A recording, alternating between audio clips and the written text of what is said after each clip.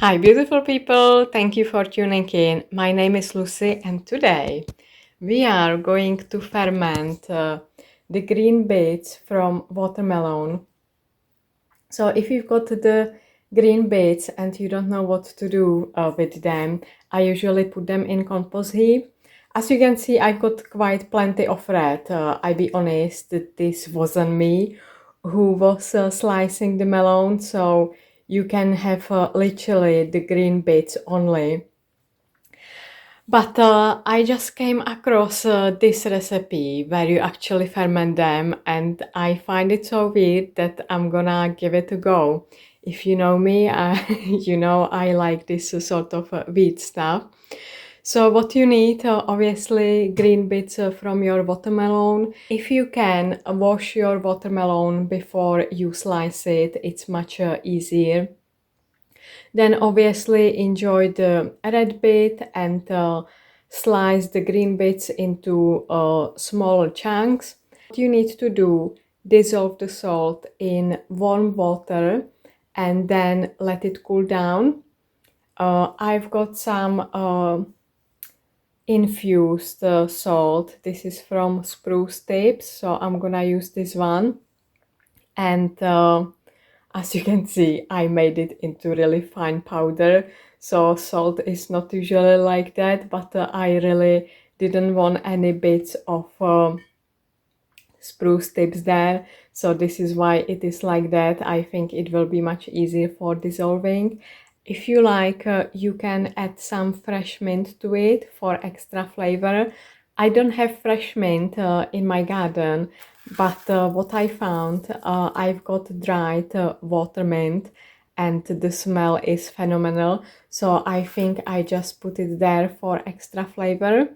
And then you choose a big jar, or I've got a nice fermentation crock here. So I'm gonna put it there. I've got some weights which I can put on the top, so you need to make sure everything is nicely submerged. And then I just close it, put water here in the rim, and I will just watch the water level.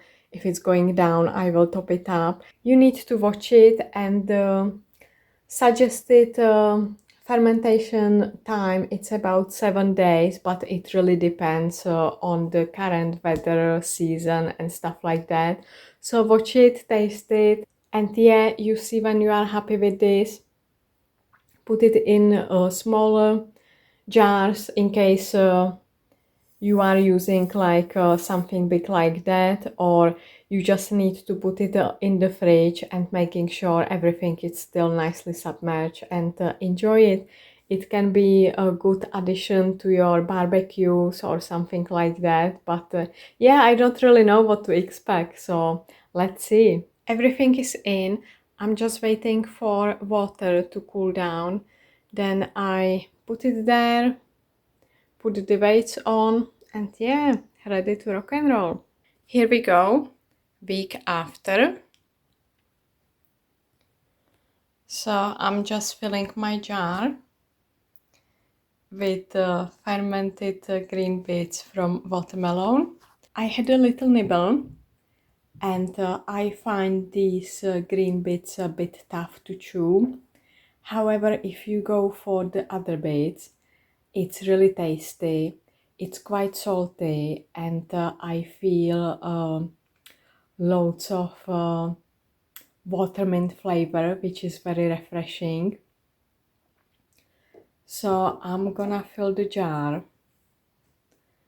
Here I've got some the liquid from the fermenting crock, so I'm gonna make sure everything is submerged before it goes to the fridge. And I still have a few bits to fill. And it's really interesting, so let me know if you are going to do something crazy like that. That's it.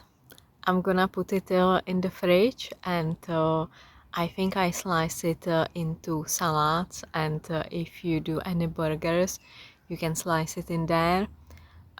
Maybe next time, if I'm gonna ever give it a go, I might try to leave it to ferment a bit longer to see whether it helps to soften the green bit.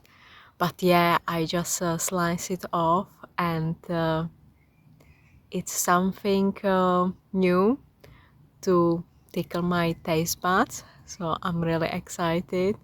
And let me know in the comments below, are you going to try something crazy like that? Thank you so much for tuning in. Bye until next time.